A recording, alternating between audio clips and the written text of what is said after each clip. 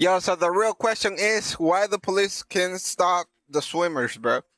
Why the police can stop the swimmer? Real video, the best video ever out there. Uh, uh. Trending right now, trending.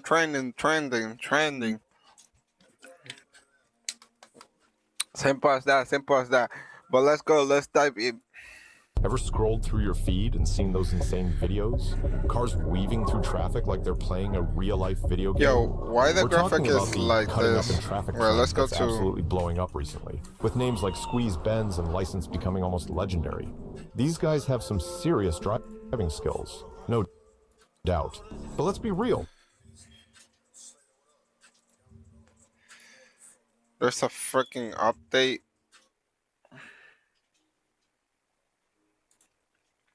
Okay.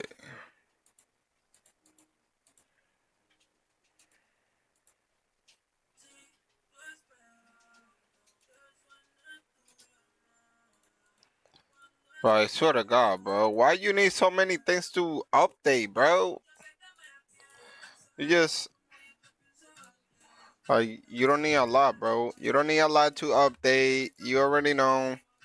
Update what, man?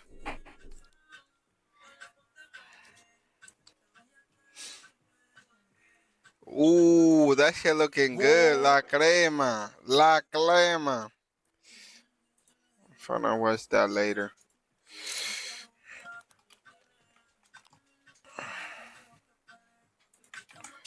Gotta put it right here. Ever scrolled through your feed and seen those insane You see, way better video. Way better. Way better over here on Opera. That's what's happening, bro. With Microsoft and all that shit, bro. They're not getting this quality. Let's go. videos? Cars weaving through traffic like they're playing a real-life video game? We're talking about the cutting up in traffic trend that's absolutely blowing up recently, with names like Squeeze Benz and License becoming almost legendary. These guys have some serious driving skills, no doubt. But let's be real, they're also dicing with danger, risking not just their own lives, but everyone else's on the road for those insane clips. So, the big question everyone's asking is, why aren't these guys behind bars already? And how on earth? Yeah, that's the real question. I don't even know. I don't even know. But why my boys are chilling on the freaking parking lot like nothing's happened, bro? Y'all know what y'all did? I'm still here. Do they always get to drive these expensive cars? Huh? I mean, this is the USA, right? Land of traffic cameras on every corner, and cops That's the real question. How the fuck they do it? That's the real question. How they do it? seemingly everywhere. How do these swimmers, as they call themselves, manage to pull off these runs day after day without getting caught? Let's break it down together in today's video. But first, make sure to leave a like and subscribe to this channel for more videos covering the most famous swimmers. But before we dive into the tricks these swimmers use to evade getting caught, let's take a look at what law enforcement can do to track these guys down, and why it's not as easy as it may seem. First, let's talk about the perception of surveillance.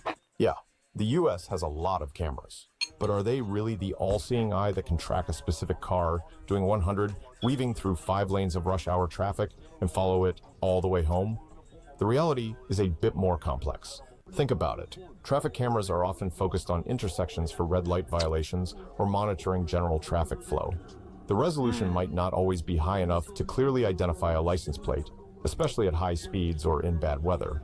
Plus, the sheer volume of traffic in major metropolitan areas makes it like finding a needle in a haystack for law enforcement to manually track a single vehicle in real time through this network.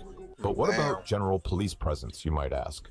While you might see patrol cars, the resources needed to dedicate officers to specifically monitor for and pursue these high-speed traffic violators across a sprawling city are immense. Police departments have to prioritize calls based on severity, and while cutting up is dangerous, it might not always be the top priority in a city dealing with more immediate threats. Furthermore, the very nature of the offense makes it difficult to address. Cutting up is It makes sense. It makes sense. Like they got the other priority. But why it doesn't make sense that they keep doing it and uploading videos about it. Oh, I don't care. I'm not a snake, you know. But hey, they got the proof. They got the proof. They got the proof, bro. They got the proof. Like, often a short burst of intense activity. These drivers might engage in the dangerous behavior for a few minutes to get their footage and then quickly blend back into normal traffic or disappear altogether. So we're good. Let's Loki get off at this exit. Let's Loki get off at this exit. Did we lose the cops? Did we lose the cops? Let's get off at this exit. Let's get off at this exit. This hit-and-run style makes it incredibly challenging for law enforcement to react in time to intercept them. Even if a report comes in, the individual could be miles away or have already switched vehicles by the time officers arrive in the area. So, we touched on the sheer difficulty of tracking these guys, but let's dig a little deeper into what law enforcement is actually up against when they do spot someone pulling these driving maneuvers. It's not as simple as just flipping on the lights and sirens and giving chase. There are a lot of factors that come into play, and police work in these situations is governed by strict protocols designed to protect everyone, not just the officers involved. One of the biggest hurdles are our strict departmental guidelines. Many police departments in the US have very clear rules about engaging in high-speed pursuits, especially for non-violent offenses like reckless driving. The risk of a high-speed chase causing an accident that injures or kills innocent bystanders is a major concern. Departments often prohibit risky... Well, it makes sense. It makes sense.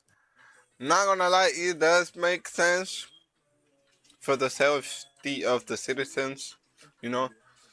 But it doesn't make sense that they still uploading the video and they still don't get caught. Well, somebody got caught, but like still, bro, like that's like maneuvers like intentionally bumping or ramming a suspect vehicle at high speeds unless there's an imminent threat of serious harm to others. This means officers can't always just force these swimmers off the road, even if they have the opportunity. And perhaps the most critical element is the constant risk assessment. Wait, what he This said? means officers can't always just force these swimmers off the road, even if they have the opportunity. And perhaps the most critical element is the constant risk assessment that officers have to perform in real time. Even if a police officer witnesses someone swimming through traffic live, they have to immediately weigh the potential outcomes of initiating a pursuit. Do they chase after the driver, potentially escalating the dangerous behavior and pushing them to drive even more recklessly in an attempt to escape? Or do they decide to hold back, allowing the suspect to get away in that moment, but potentially preventing a high-speed collision that could kill someone? It's a split-second decision with life or death stakes, and officers are trained to prioritize public safety above all else. Sometimes the safest option is to not pursue. Now, let's get... But some of them do pursue. Some of them do.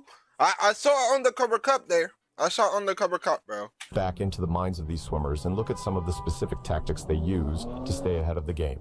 Because it's not just about driving fast, it's about knowing the urban landscape and utilizing technology to their advantage. And most importantly, the art of vanishing. One key aspect is their route knowledge.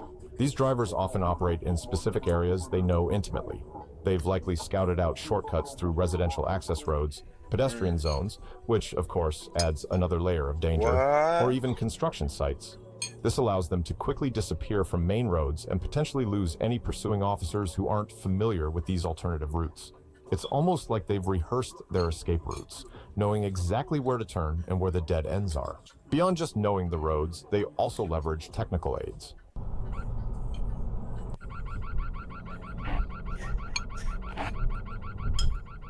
It's highly probable that many of these drivers use radar and LiDAR detectors. These devices can warn them in advance when law enforcement is using speed measuring equipment, giving them precious seconds to potentially slow down or alter their behavior before being clocked. Or, alternatively, speed off anyway. Apps like Waze have become invaluable tools for these individuals. Waze relies on user-generated real-time traffic information, and that includes reports of police presence. This means swimmers can often get live updates on the locations of marked and unmarked patrol cars in their vicinity, allowing them to adjust their routes and avoid areas with a heavy police presence. It's a constant cat-and-mouse game, where technology plays a significant role on both sides. Another important part of how they operate is the prep work. They scope out... My boy say, wait, you can't catch me. You can't catch me. Like, what the hell? The highways beforehand. You'll often have other drivers involved acting like scouts. They're checking out the best spots for their swims. They look for stretches of road with seriously heavy traffic, so the video looks wild, with tons of lanes to weave through. And of course, they're also checking out where there might be fewer cops around or where it's easy to make a quick getaway. There's also other preparations like always wearing masks, helmets, or suits to make it hard for cameras to identify them. And let's not forget the immediate aftermath, the actual vanishing act. Because once the swim session is over and the cameras have stopped recording, what happens next? It's highly probable they have pre-planned staging areas or even safe houses where they can quickly switch vehicles. Imagine pulling into a discreet garage or a less trafficked side street and hopping into a completely different car, instantly changing their profile. They might also have a change of clothes or even alter their appearance quickly to further throw off any potential witnesses or lingering law enforcement. This focus on the immediate escape and blending back into the urban fabric is crucial to their continued evasion. So, when you piece it all together, it becomes clear why catching these swimmers is such a monumental task for law enforcement. The combination of limited real-time surveillance capabilities, strict pursuit guidelines, the sheer volume of traffic, and the deliberate efforts of these drivers to remain anonymous and strategically plan their stunts creates a perfect storm of elusiveness. For the foreseeable future, it's likely this trend will continue, simply because the logistical hurdles for police to consistently stop it are so significant. However, it's important to remember that there's always an element of chance involved. Despite all their precautions, these individuals are still breaking the law in a very public way, and eventually, someone Damn. might just get unlucky. Take the case of the well-known swimmer Squeeze Benz. Ooh, While he managed to exclusive. evade authorities for a significant period, he was eventually apprehended. Interestingly, his arrest wasn't the result of a dramatic high-speed chase. Instead, law enforcement was able to connect him to his online identity through a combination of factors, including his distinctive online presence and eventually a traffic stop for a less extreme violation. This allowed them to positively identify him and bring him in. It serves as a reminder that even with careful planning, the risk of getting caught is always there, whether through a stroke of bad luck or persistent investigative work. But what do you think about all this? Is it just a matter of time before more of these drivers face the consequences, or will they continue to outmaneuver the authorities? Let me know your thoughts in the comments below. Stay safe out there, and remember, the road is not a playground. Well, that's true. That's true, but they don't understand it. They don't understand it, sir. They don't understand it. They think everything is freaking fun and games, but when you lose your life, my boy, it's not gonna be fun and games. You're saying. I don't be that fast in the road. That's the same way. I want to live. I want to live longer. And two, if I want to race, I just go to a freaking race, racetrack. Like, do y'all know we have racetracks? We got racetracks, okay? We can go to the racetracks if pay your whatever you need to pay, bro. And don't gotta be fucking. Well, you know, people gonna do what they're gonna do.